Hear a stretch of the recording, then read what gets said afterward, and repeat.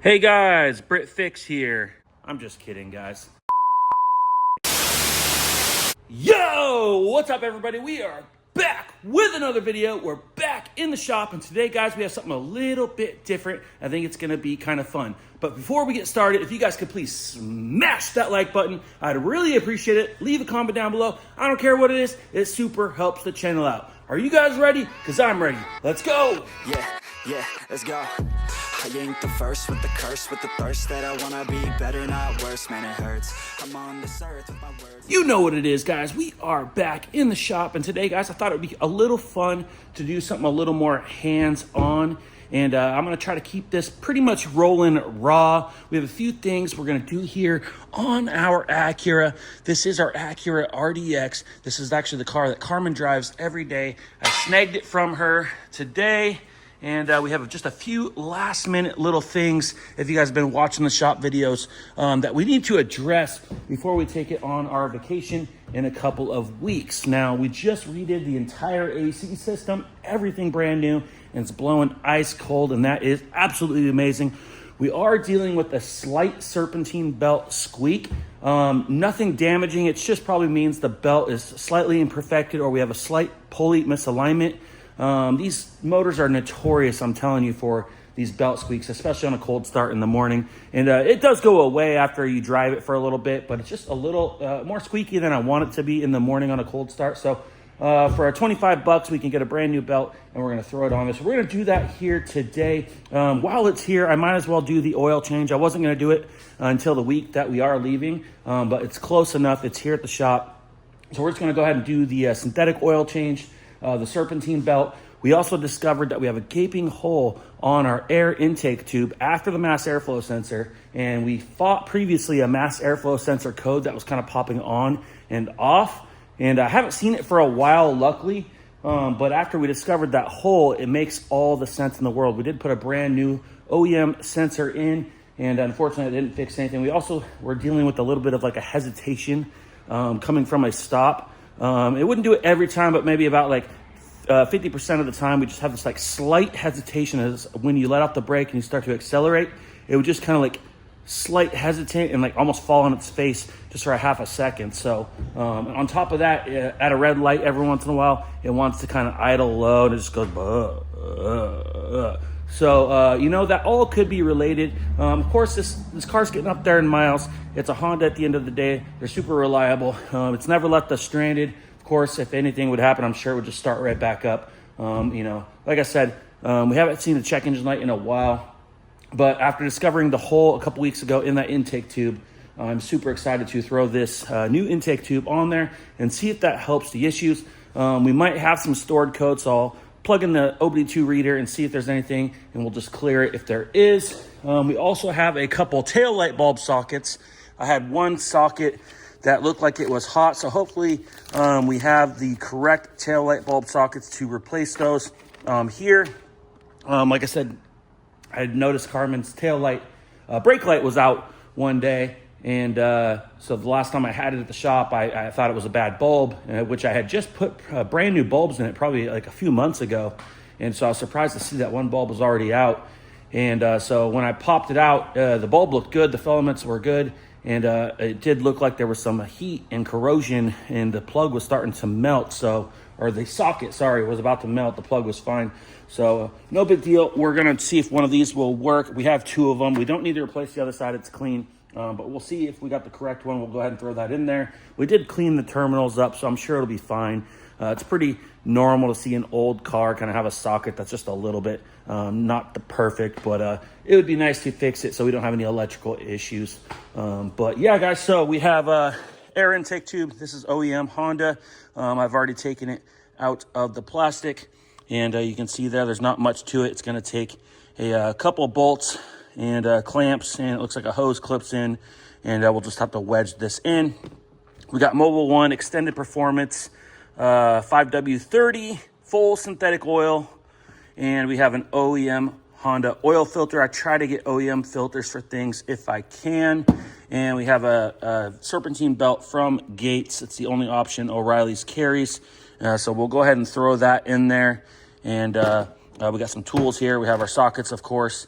And we have our little code reader. That way we can plug in and see if there's any stored codes and clear anything if there is. Before we get started on that, I've got to show you guys this. Shout out to my buddy Gary, which is my friend Mikey's dad. And he donated this here to the shop. He's always known I've wanted a gas pump, and this is absolutely amazing. Funny thing about this gas pump is it's not real. That's right, guys. He handcrafted this by hand. So basically, he built a replica of a 1920s era gas pump here. And you can see here it's decked out in a shell livery. A lot of these are repop parts. A lot of people restore these things, so they do sell decal kits. And so these are authentic decals. Of course, repops, and same thing with the glass topper up there. That is a repop.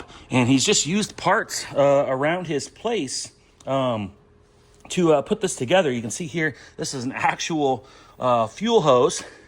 It's got a little pump. He did put a bolt here just to kind of hold it. It's just for decoration, guys. And he made the frame. He stretched some metal around it. He welded the seam. He ground it clean. Did some Bondo. And he painted it with some acrylic enamel. Gave it the red and yellow. You can see here, this is just a diamond plate thread, or a diamond plate here. He cut out a circle. He's got some all thread here, some nuts and bolts. He's got some acorn bolts there, or nuts. Another piece of diamond plate. It's a block of wood. There's a spacer. This is just a glass water jug with a foam gasket at the bottom. Kind of looks like a light fixture piece here. And I believe this is a milk funnel that you would see on like a dairy farm when they're milking cows. But yeah, guys, out of everything here, it looks absolutely awesome. I mean, if you weren't around in the 20s like me, I wouldn't know any better that that's not real. But as you look at it, you can start seeing some pieces. But if you Google pictures of 1920 gas pumps, they look almost identical to this. There's one thing he's going to drop off for me. It's the numbers. There's numbers for the gallons of fuel that you pump. So we're going to stick those on there. And you can see down here, there is a 1/2-inch breaker bar and a socket welded to the side of the pump here. And this actually comes off. So it's just a breaker bar. So just in case I can't find my breaker bar one day, I guess I can steal the one here.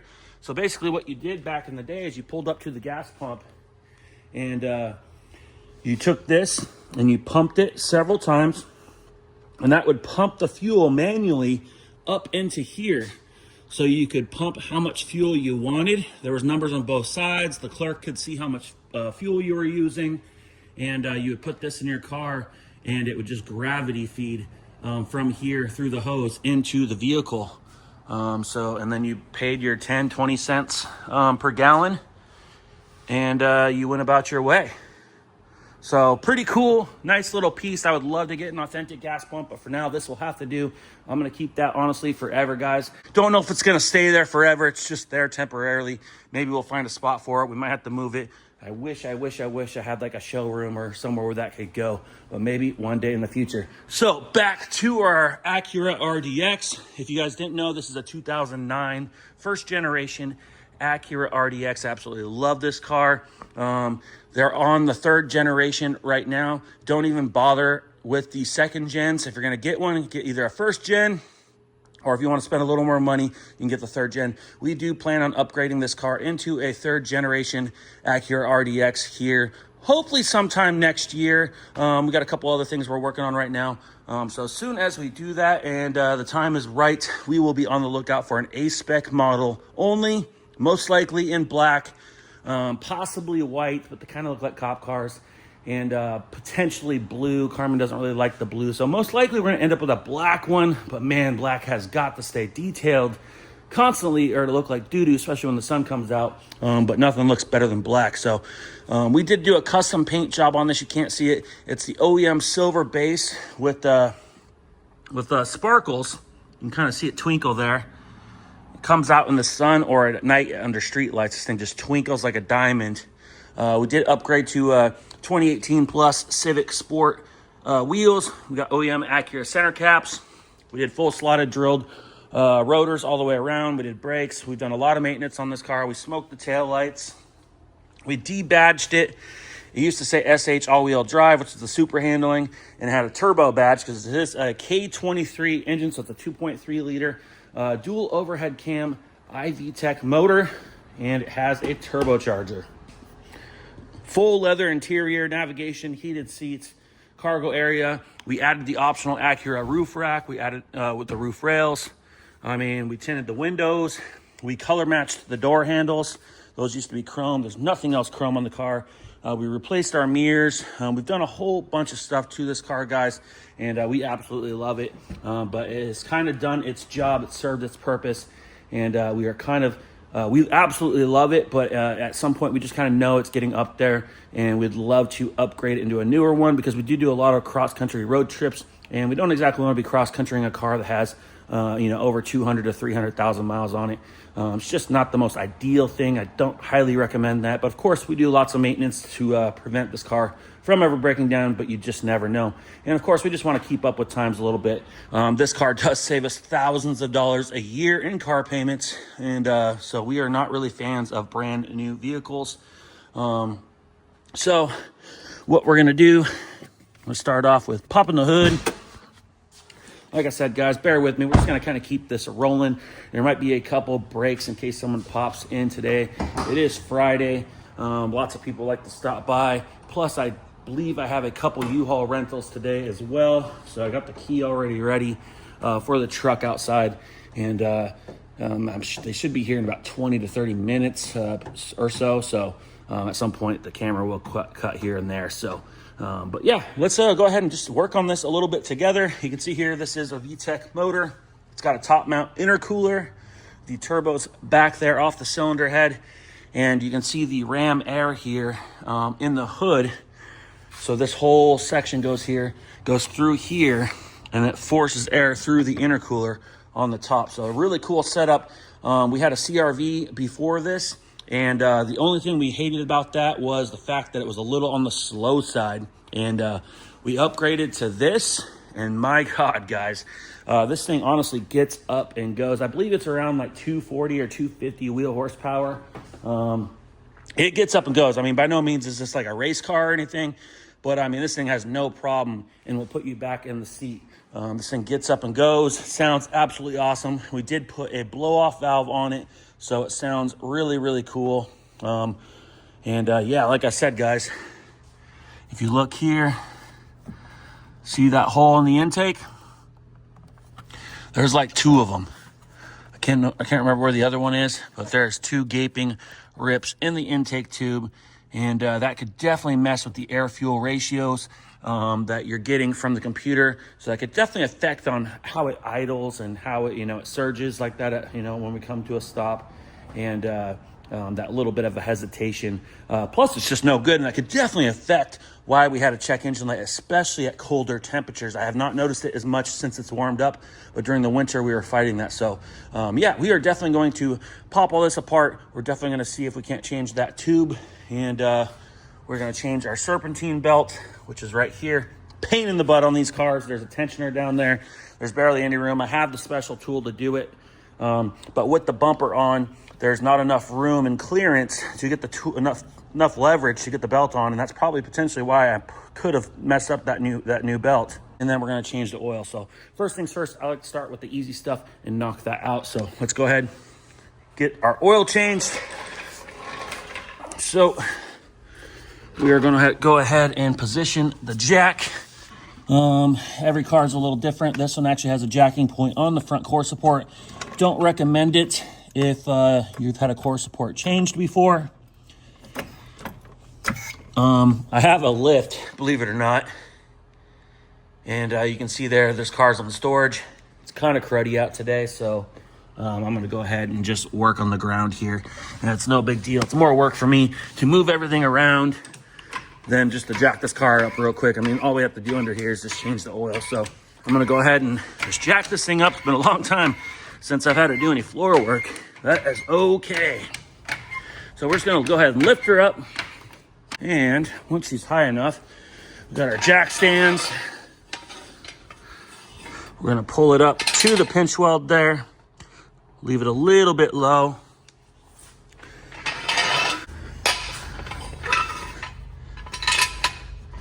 just like that. And I like to set the e-brake or put a wheel chock behind it. Either one's fine. I can honestly change the oil without even lifting this car off the ground, but I just thought I'd have a little more room. So I like to carefully lower it. I like to make sure that the pinch welds are sitting on the jack stands correctly. And it looks like we are good. Pull the jack out of the way. I'm gonna go ahead and double check, make sure our jack stands did seat correctly on that reinforced pinch weld. Our e-brake is set. And looks great. So we are good there. Sometimes I'll keep the jack under the vehicle for safety. I'm gloved up for protection, and before we drain our oil, you know what we have to do. That's right, we gotta go into track mode. And over here, we actually have our tools. You can see here, I actually have a special socket that is made specifically for these Honda oil filters, so it fits nice and tight at the top. It's 1/2-inch drive, so I'm gonna use my 1/2-inch breaker bar ratchet, and we'll go ahead and break that loose. I have a 17mm wrench. I'm gonna put that on there. I'm just gonna tap it a little bit, break it loose, lefty, loosey, righty, tighty, and break the drain plug loose. And we're gonna drain it into that pan. We also have a funnel so we can fill it. So we'll go ahead and open that cap, get that ready, and we're gonna go ahead and start draining some oil. All right, guys, I've already cracked the drain plug loose. So we are going to do a real quick pull here. And they actually make a really cool special tool for this, but I've been doing it this way for years. Make sure my drain plug washer goes with it, hopefully. Come on. And all right, she's loose, and I'm gonna pull it real quick, and there you have it. And I got a towel right here so I can just wipe off my bolt in my hand. And we're just gonna let that drain. I'm gonna position the pan here just correct, so by the time it slows down, it's still dripping in the pan. Yep, she was pretty much due. It looks a lot blacker than it is. It's actually got a really dark brown tint to it. I can still kind of see it looks kind of a golden, but it's due, almost due. It still had like 30% or so, 35, maybe even 40%. So we're changing it a little bit early, but I just thought it'd be a good idea just to do it while I have it for one, and before our long trip. So we always change this car's oil on time, if not early. It's the easiest, simplest thing to do, and it probably makes the biggest difference in longevity for the health of your engine. So definitely don't slack on your oil changes. There's no reason to. And right now I'm just cleaning off the drain plug and the drain plug washer. This is the drain plug washer gasket. It's just a real soft aluminum gasket. I usually inspect them. I have a stack of them in my toolbox. I can replace it if I want. And I think in this case, I've used this one a couple of times now, and it looks like it's kind of crushed in a couple different spots. We're gonna go ahead and replace this with a brand new one, and then we'll put it on here. And once this is done draining, we'll go ahead and put it back in and tighten her down. And while I'm doing this, I'm gonna reposition this pan so it's still dripping in the pan, but I can move it back just a wee bit. And I'm gonna go ahead and crack this oil filter loose. And as I spin it out a little bit, it'll probably start dripping. These filters always kind of make a mess, so you gotta be gloved up, have a towel next to you or two, and just be prepared. And be careful, especially if your engine oil is hot. So you can see here, this does kind of fit on there. So we'll press it on. We'll put our ratchet on there. And come on. Weird, it's slipping. Come on.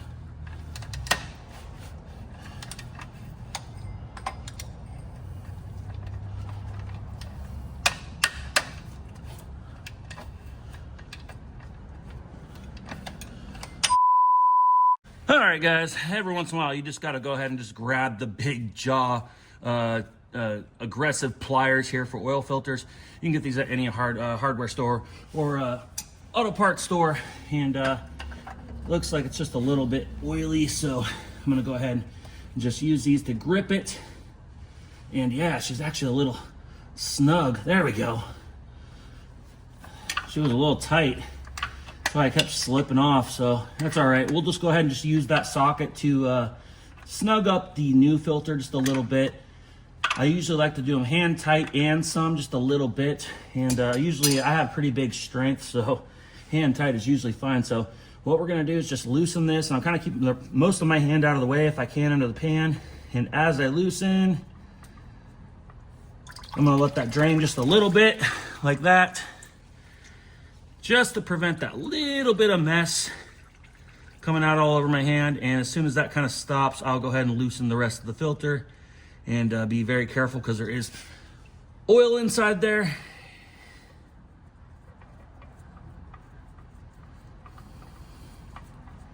And I'm also careful not to drop this filter as it comes loose, because it will drop in the pan and splash and get all over you, especially if it's hot. That won't feel nice. And there's a little bit extra, so there you go. For now, I'm just gonna drop this filter in there. I'm also gonna inspect while I'm at it, make sure that the gasket did come off with the oil filter so you don't actually double gasket it. I'm gonna clean off my hand.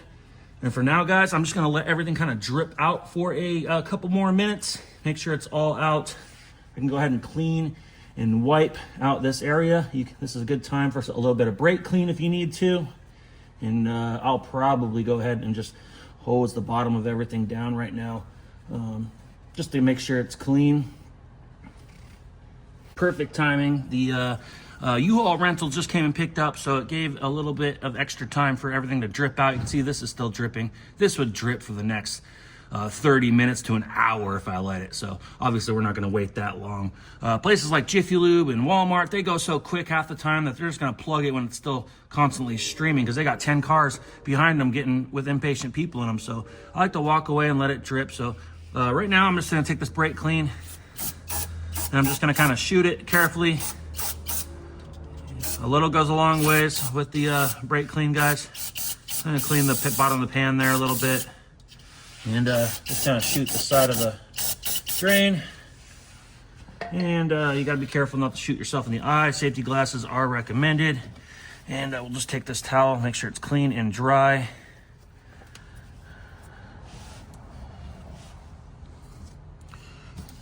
And we have our brand new drain plug washer. You can see it has not been crushed yet. We'll go ahead and install that on our drain plug bolt. We'll wipe that clean and kind of put it in at the same time. And there you have it. Put that in all the way as far as I can with hand. And right there, we'll go ahead and just snug her up. There is a torque spec on this. I like to just go, I kind of just know my own strength. I like to give it a couple little reefs with my strength, and then I have this little rubber mallet I like to just take, and I'm watching it. I'm physically watching it move, and I'm just putting another 5 degrees or so on it. And that should be good. Like I said, there is a torque spec. If you're concerned and you don't have a lot of strength, make sure you do use the torque spec. But I've been 100% on my drain plugs. Never had one fall out. Just make sure they're tight, not just snug, but tight. But not so tight that you strip the bolt out, because then you're gonna open up a whole nother can of worms. All right, guys, I have my Honda oil filter taken out of its package. I like to blow just lightly. I don't like to use compressed air, but I do like to blow, shut my eyes, and make sure there's no shavings. I've never seen a Honda filter with one in it, but there's some of the lower end filters, and different batches can be bad. But you don't want to send any shavings through your engine, so I just give it a little blow, shake it out if you have to. And like I said, try not to use compressed air. You don't want to damage the filter material. And anytime I have a filter that goes upward like this, I like to put a little bit of motor oil in, especially if it's a large filter, like on a diesel truck, big engine, small block, big block, Chevy, anything like that. If you have a filter that goes upwards, you might as well put a little oil in it just so you don't have that little bit of a dry spot when you're cycling your engine on. Of course, your oil pump pumps fast. It will fill with oil, but I like to just fill it. It doesn't have to be 100% full. You don't want to make a mess. But if your filter is sideways on your car, don't do that because you'll just make a mess. So don't worry about the sideways ones. But like I said, anytime I have a design of filter that was engineered to go upwards like this, I try to fill it up with oil. So we're going to go ahead. And I'm doing this one-handed, guys. And there we have it. Like I said, that is enough. That's all you need. We're just going to leave it just like that. And we're going to dab my finger. We're going to run around the seal. That is very important. Helps lubricate the seal so you can get it snug. And if you get your oil filter snug, that means it's going to be tight as the engine heat goes to it. But you definitely don't want to leave it loose, guys. So we're going to crawl back under here. I'm going to set you guys back up so you guys can watch.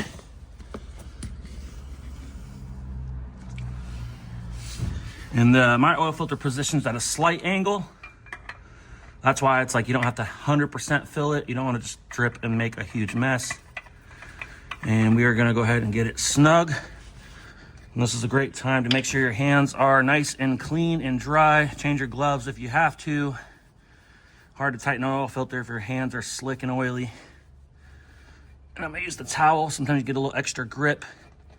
They do make an oil filter wrench that can kind of grip around it as well. But this one has the socket. And I don't know, sometimes this just doesn't fit that good, but there. So all we're going to do is I'm just going to watch it. And it doesn't need to be too tight. Just snug, and I can almost tell my wrench is starting to slip. So I'll just back it off a hair, wiggle it loose, and that is all you need. Wipe it clean, make sure it's tight.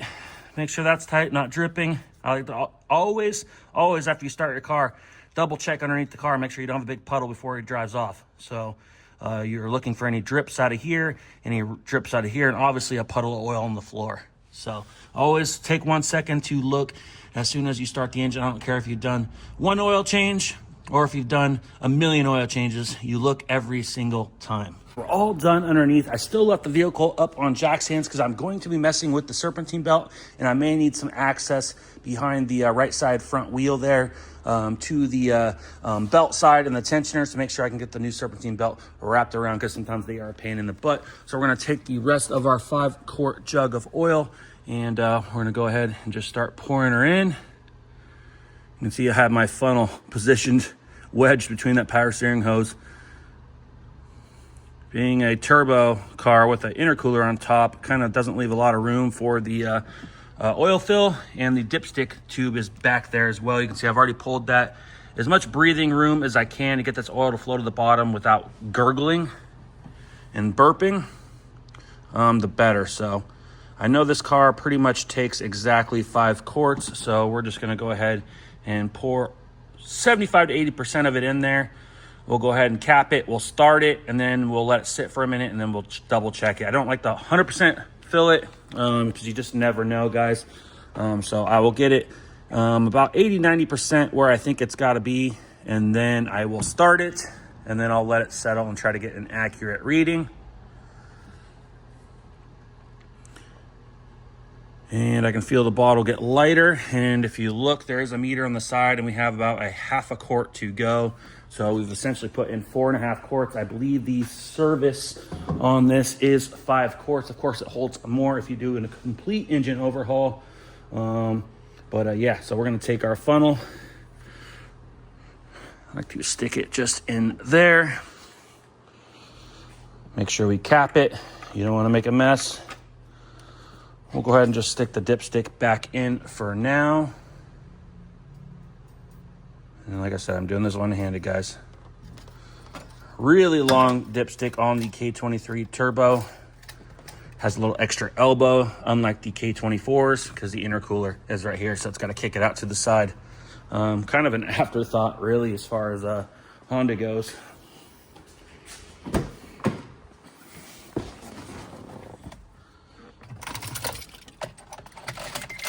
And turn the key on. And you can hear that annoying squeak. So yeah, we're gonna try to address that today. If it can just get any better, I will be more than happy.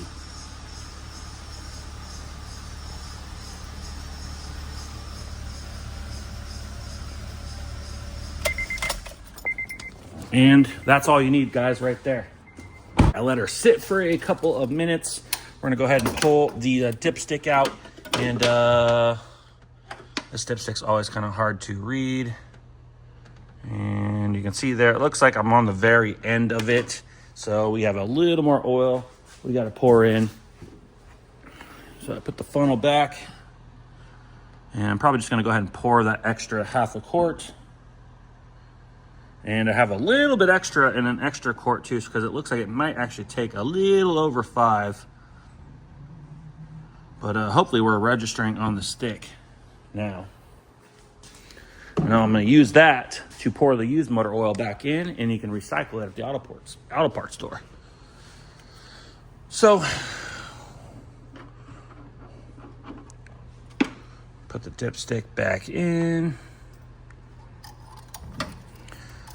This dipstick's always so goofy. It's so hard to read. And another thing I got to remember too is the car technically is angled back a hair. And okay, so we are officially reading on the stick. And from what I can see, it is about halfway between the mark. Had an extra quart with a little bit left in it from a previous oil change. And it does appear that this car does take about like 5.2 quarts of oil. It appears I am on jack standstills, the car slightly, but I do remember it taking a little over the initial 5. 5 does put you within spec, but it's just not quite enough. And if you look there, she is right to the, I don't know if you guys can see that, right to that top hole. And you want to be between those two holes in oil level. And the amount of oil from the bottom hole to the top hole is 1 US fluid quart. So, but as long as you're within those two readings, you're okay. I try to just put it at the very top, make sure it's full. And I like to keep an eye on it throughout. The oil usage, luckily this car doesn't appear to use or leak any oil. So we never lose any. We can go the full oil change without having to add any. But it's still always good to check your oil periodically, at least once a month, or at least every time you get gas, depending on if your car uses it or not. But I usually check it at least once a month until the oil is due. So there you go. Oil change is done. We're gonna go ahead, hop inside. We're gonna reset the odometer, and to do that, we are going to go ahead and turn the key on. And that was a weird noise. Just climate control.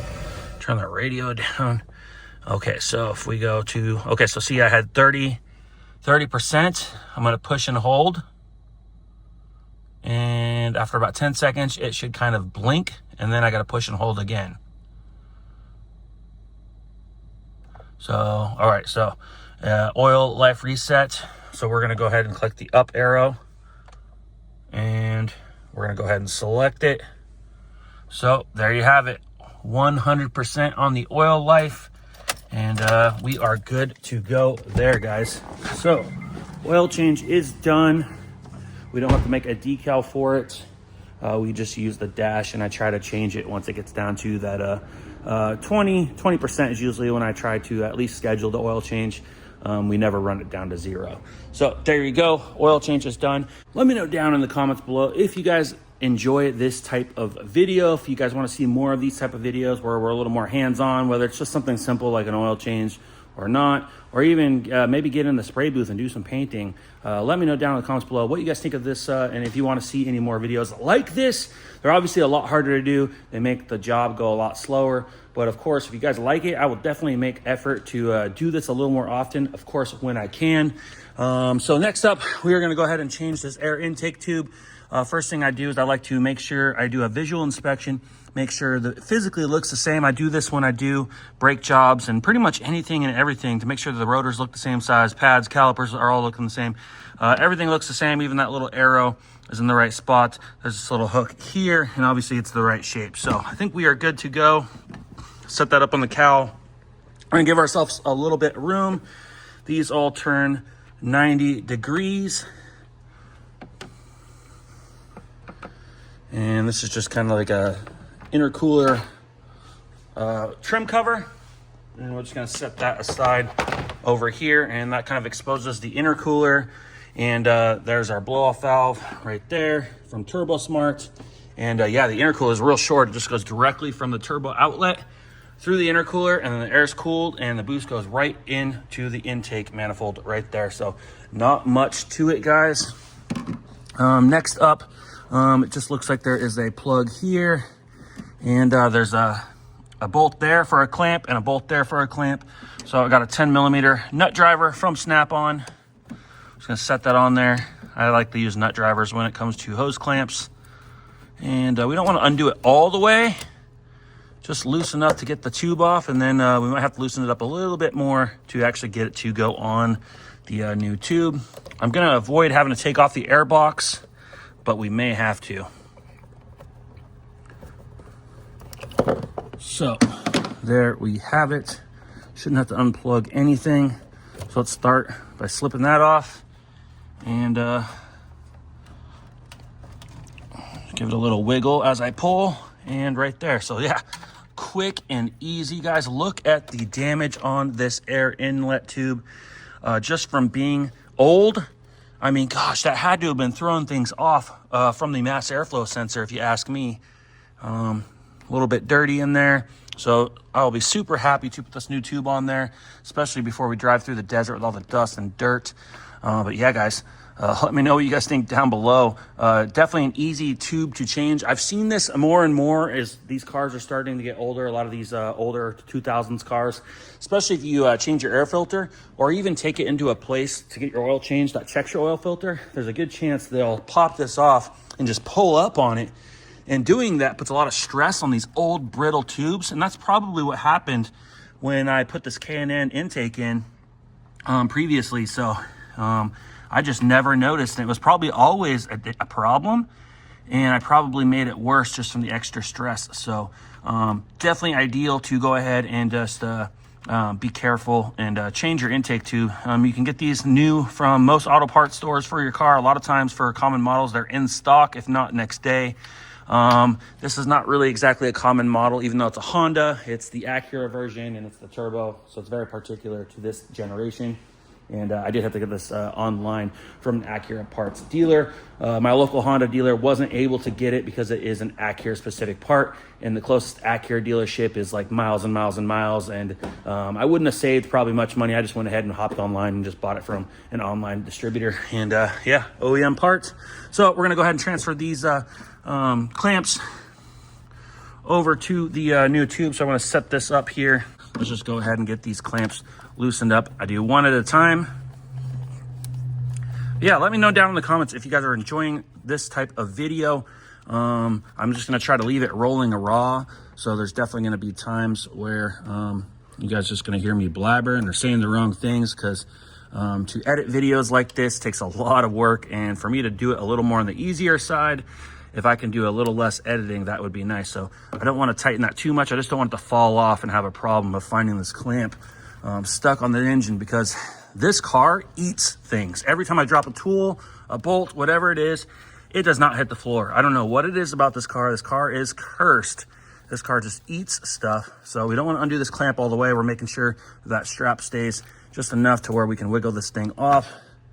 And we'll go ahead and put that on there, and we'll snug that up. So that's going to go there. I'm going to make sure I have these clamps orientated how I want, and I think that'll be perfect because it'll be just like it. You can see the paint marks.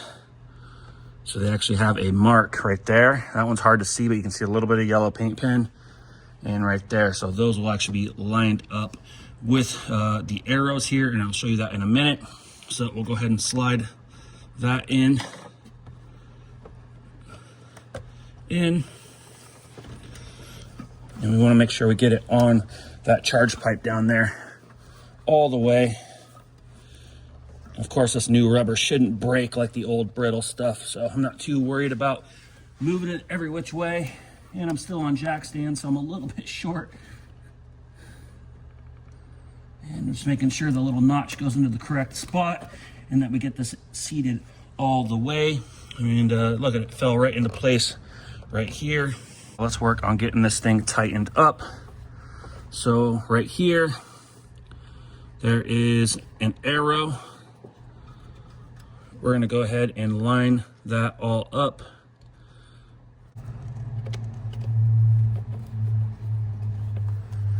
Doesn't really matter as far as the orientation of the clamp, but I'm just gonna try to put it right where they kind of intended for it to be. More important, just making sure you can actually get a tool on it if you need to. And making sure that the tube's in the correct position. And you gotta get these things nice and snug. You don't wanna leak. And these nut drivers are nice because I can get them wrenched down nice and snug. Give it a little pull test. And once again, I'll just ensure that that's in the correct spot that I want it. And same thing, I'm gonna rotate this clamp around. It's kind of rolling to the back side. Don't want that to happen. And there's a yellow paint mark. Same thing, we're just gonna put that right there in line with the casting mark of the air tube and the charge pipe. And you can see there, it allows it to be positioned in a nice spot where it's not interfering with anything. We have one more piece here. You can see this white tape here. It's just a marking. That's where they intend for you to pop it into this spot there. So it just kind of holds safely on the conduit. And then we're just gonna give it one more test. Do a visual inspection with our light. Make sure that we are fully seated down there. And I think I like it. It looks good. I'm gonna kind of look down that direction, make sure it doesn't look crooked on there. It appears to me that she's fully seated, guys, all the way around. So that was a pretty simple job. We're gonna put that back up there. And yeah, guys, look at that intake tube. Holy smokes, that's crazy. I just had to put a new one on the Honda Accord when we put that in as well. But this car, I just never noticed that it was damaged. So we're gonna go ahead and put this back over the intercooler. Just have this little spot for the oil dipstick. And you just gotta be kind of careful of these little plastic pieces. Put them in the same direction that they were when we went to take it off. Should kind of just drop into place like that. Looks seated. And grab our flathead. And these just wiggle down. So they just turn 90 degrees. And that's what locks them in place. So really easy. Push down a little bit. I think it's actually touching the blow-off valve a little bit. Some people cut this out when they put blow-off valves on this model. I wanted to leave it super clean and OEM, especially since if we get a new car, I'll probably put the OEM bypass valve back on, keep our blow-off valve for the 3rd gen A-Spec. And yeah, so she's all intact, guys. She looks good right there. I'm going to go ahead and hook the OBD2 computer into the car. Make sure that we don't have any check engine lights or any stored codes. And if there is, we're just gonna go ahead and clear it. I'm really hoping this fixes all the hesitation that we've had, and hopefully we never get a check engine light. So we'll hop in the car and plug this little reader in.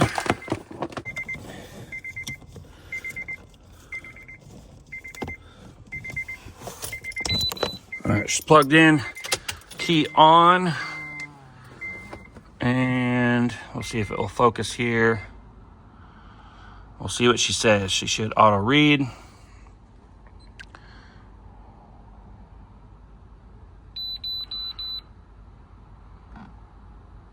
And we got no code, so that's actually a good sign. So go ahead and unplug that, turn the ignition off.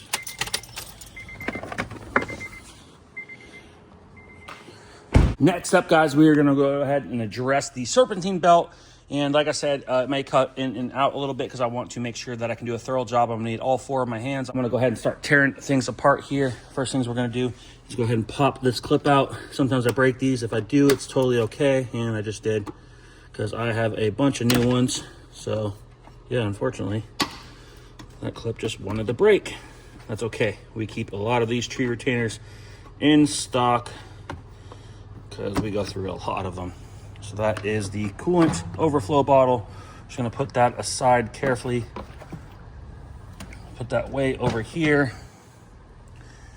That gives us a little more room. I'm also gonna go ahead and pop the bumper loose because there's this little notch here in the core support that the bumper doesn't allow us to get to, where it allows my serpentine belt tool to give a little more leverage and go down all the way right here versus just hitting here and not getting enough leverage to put the belt on. So we're gonna go ahead and try using that, loosening that up to see if we can get some more access without having to take the entire bumper off. This car really does actually take a really specific tool to get the serpentine belt on. So we're gonna go ahead and pop these up, try not to break any. If I just have to replace that one, that'd be great. I have the bumper pulled back just a little bit. All I did was pop the clips out just enough to be able to pull this forward a little bit and give myself a little room between the radiator and the core support. That will allow enough room to get this serpentine belt tool. Ignore the tape. Mine is actually broken, so the sockets and the crow's feet like to fall off. I do have a 14-12 point, which should hopefully get us enough adjustment here. So hopefully we can get this in there and be able to hook it on the tensioner right there. And is it going on? Are we hitting that motor mount? We are hitting the motor mount a little bit. Come on. There we go. I was able to just kind of wedge it in there. And you can see as I pull this down, it's going to go ahead and loosen up that belt tension just like that. And I'm going to go ahead and move this bumper forward just like that. That's all I need. And it should be just enough to slip the belt off the top of the power steering pulley. And now I'm going to release the tension. We're going to wiggle this tool off. And just like that, guys, the belt is actually off. So I'm going to visually inspect how the orientation of the belt goes on the pulleys. We do have another engine back there that we can inspect as well. And I'm going to go ahead and get this belt off. And I'm going to go ahead and start positioning the new belt, which is going to be difficult because it's formed in the shape of the packaging here. And so, yeah, just because it's shaped like this, it sometimes is hard to feed onto this pulley system, especially when you have like an inch of room to work with. So I'm going to go ahead and get it set up, and I'll check in with you guys when I'm done. 2 hours later. I needed all 4 of my hands to do that. That was a pain in the butt. It honestly took me probably like 7 minutes to get it. It wasn't that bad, but it's definitely one of the worst ones for a Honda. If you look down there at the tension, you can still see it's kind of slightly sitting off, but I'm just gonna put my fingers in there and just kind of try to work it in a little bit if I can by my hand. But as I rotate this belt, it should, we might just kick it over. It should walk into place. It's slightly hanging off the tensioner pulley by about 1/8 of an inch. It should be just fine. I wouldn't be surprised if we hear just the slightest squeak on startup, but I think it's going to end up being okay. This is why I left it jacked up as well. You can see here I popped 2 clips out of this cover, and you can see the crankshaft pulley, and you can see our new AC compressor right there. I did double check all the pulleys, make sure nothing was making any noise or anything was rough. Just make sure all the bearings are still intact. And you can see this does have a harmonic balancer there. It does have some rubber. I've seen cases where this rubber starts to separate over time, and the pulley will become loose on the actual crank itself. So then you'll have charging issues, no power steering, no AC, stuff like that. Ours looks okay. It's obviously old, but it doesn't look like it's actually coming loose or anything. But that is something to keep an eye on. You know, when you get a car that doesn't have all the options, but you can still see the belts intact and everything, a lot of times that harmonic balancer is not spinning because of that. Everything's together, so we're going to go ahead and put the reservoir back in. And we're gonna dig out some new clips. So it wasn't too bad. It could have been a lot worse. I thought I was gonna have to get an extra hand. We are gonna have to dig out one clip that I broke. So let's go ahead and pop all these in place. I do want to look into a better serpentine tool, or maybe even one like a special 14 millimeter socket that's really slim, or something that just has a little extra leverage on it that I could use in this spot. So every car could potentially use something a little bit different, and that serpentine belt tool works really great on a lot of vehicles, but unfortunately on this application it's just not quite the right shape. I almost dropped a clip. Doing this all one-handed, guys. So we'll pop that back in. So sometimes just working a little smarter, not harder, is the trick. And just loosening up this bumper corner, I was able to get just another half an inch or 3/4 of an inch of leverage down. That was just enough. That belt was definitely tighter going on than the old one coming off. So I'm gonna have to assume that that one was slightly stretched out, even though it's not old. Sometimes going on and off multiple times, and I did have to do the AC twice, can cause that issue. So same thing here. We wanna put this splash shield back up, line the holes up, put the clip back in, and you can best believe I'm bringing that serpentine belt tool with me on our road trip. I bring every tool I would need to do an average job on the side of the road. I've never had to do it, but I don't want to be the guy that has to do it and has no tools to do it. So we're gonna go ahead and pull a new clip out, pop a new one in there. We're gonna lower it off the jack stands. I did inspect, make sure nothing was leaking oil. You can see there, she's clean and dry. Everything looks good. Always read your owner's manual when you buy a new vehicle. If you don't have an owner's manual, your car didn't come with one, I highly suggest buying a used one on eBay or something. That way you can read it and learn about your vehicle. I think it's crazy if people don't actually read about their vehicle. At least the general things like jacking points and, how to check your fluids. You can learn a lot from the owner's manual. I mean, it will tell you what kind of fluid to put in your transmission, your rear end, your engine, your brake fluid. I mean, it tells you everything. There's so much in there. You could save yourself a lot of money by educating yourself a little bit from your vehicle's owner's manual. Back in the day, people just used to fix their cars themselves. Now, nobody reads the owner's manual. Obviously, there's some jobs I recommend leaving to the professionals, but man, simple stuff, I wouldn't trust anybody on an oil change. You crazy? No way. All right, so we gotta remember we have the e-brake on. I did put a clip in that reservoir. So,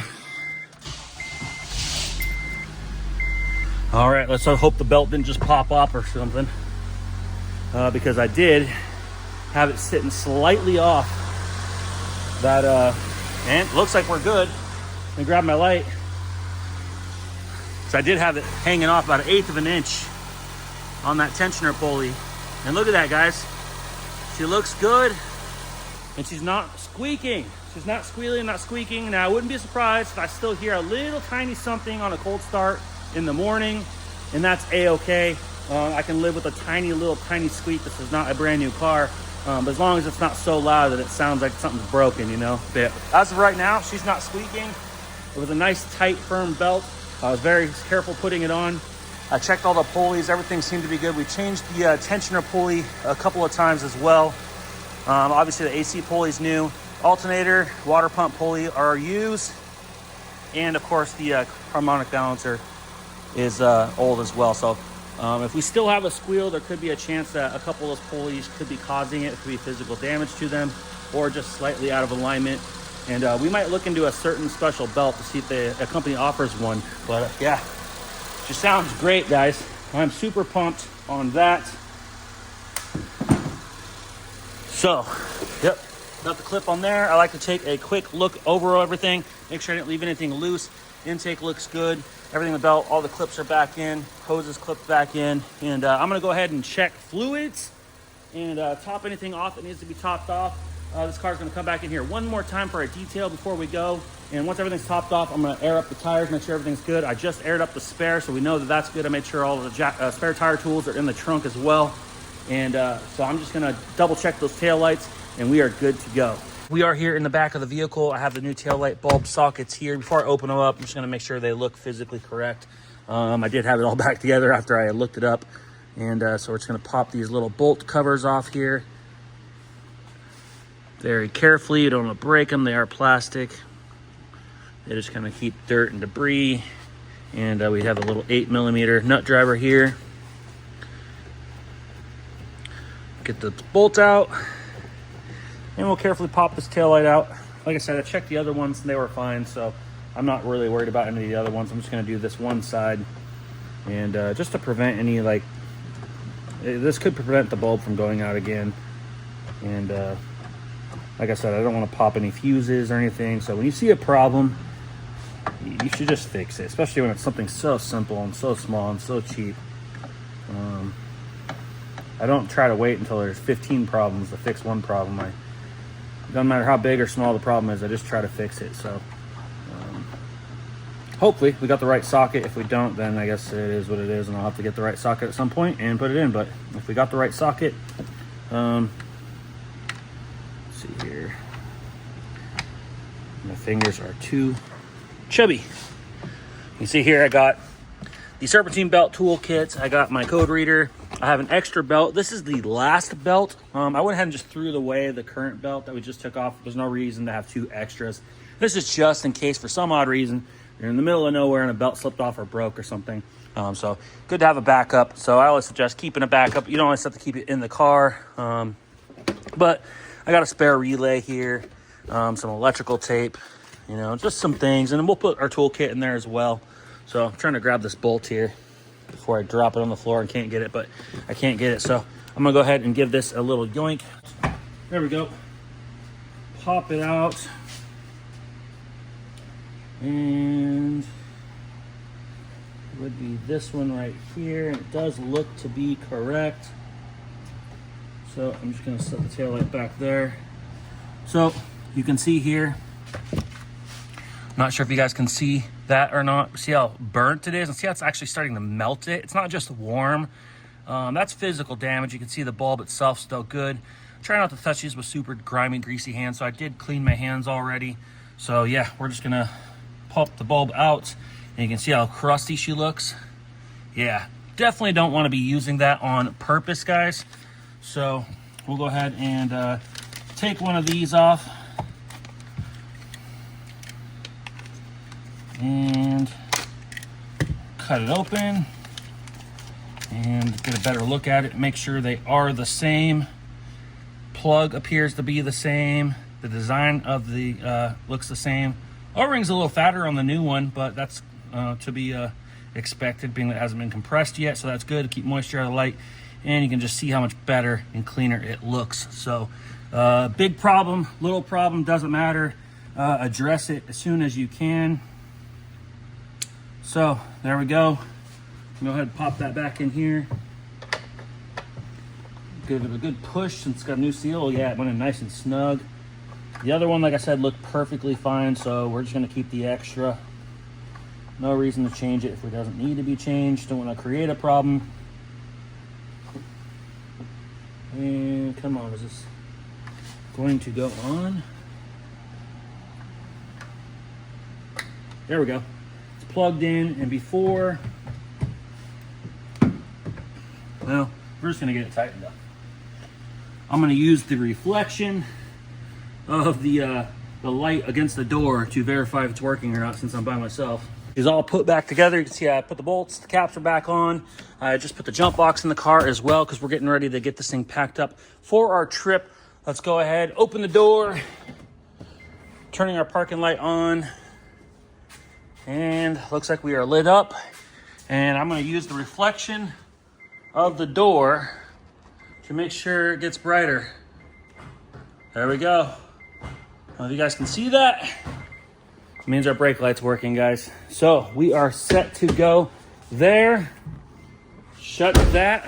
Let's go ahead and start this thing and get her out the shop and give her a little test drive. Hit my automatic garage door opener. And we'll jump in here. All right. I always give cars a test drive whenever you're working on something mechanically. You have to give it a test drive. I don't care what it is, small, big, little. You give it a test drive. Because you'll feel so stupid for the littlest thing that you forgot to do when your customer goes to leave and drive away and realize that something was loose or a check engine light came on because you forgot to plug something in. I mean, you just give it a test drive. It's not that hard. You don't have to go far, just literally right around the corner and back to the shop. It's no big deal. Like I said, we touched a couple things mechanically, so I don't want to go to leave and then figure out the hard way that I forgot to do something. So, accelerating nice and smooth.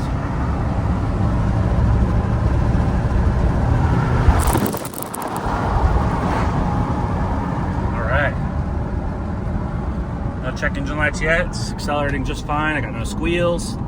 We should have brake lights. We have an intake without holes in it, guys. We were successful today.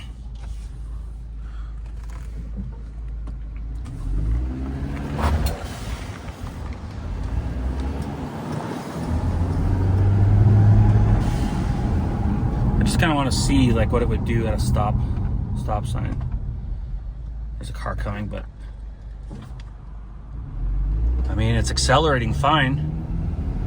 I mean, it's probably gonna take a few seconds for the computer to kind of like adjust things how it wants to, of course. But I mean, we didn't have a check engine light before, except for when it was cold out. We were fighting it coming on and off a couple times. But guys, we are looking good. So Karmen's gonna be one happy woman, and you know what they say: happy wife, happy life. So, pulling in the Nitro right now. And guys, I am super pumped to have gotten that squeak to go away. Like I said, I would not be surprised if on a cold start in the morning, I would not be surprised if it's still a little light squeak. And that's okay. I can live with a little light squeak. But yeah, we are good, guys. Heck yes. All right, so next thing, we're gonna get this car pressure washed, foam cannoned, scrubbed down, degreased, get it washed, clean in the shop. We're gonna do a machine polish on it. We're gonna wax it, clean the interior, wipe the jams out, and this thing will be good to go. But we're not gonna do that for another week and a couple days. So that's the last thing we're gonna do. We're gonna load the car up and we're gonna be on our trip. So wish us luck, guys. Nitro merch coming soon, so stay tuned. If you guys like this style of video, comment down below. Let me know that you want to see more. I will make a little more effort to do some things. This one took me a little longer today just because of all the customers coming in, which you guys didn't see, but I had a couple U-Haul rentals come in, I had a couple estimates come in, just a couple shop neighbors come in. So kind of took me a little bit longer to do, but everything went really, really smooth. So yeah, let me know down below if you guys enjoyed this type of content. We will do more hands-on stuff, whether it's big, small, when I can, of course. If you guys can, please click the like button on this video. It super helps the channel out. If you guys can, leave a comment down below. Let them know how much of an idiot I am and what I did wrong and how you would do it. And if you guys are new to the channel, make sure you hit that subscribe button, and we'll see you on the next one. Like LeBron, or like Bonzo. Ooh, I'm a baller, yeah, shot caller, yeah. They love me, you can't touch me now.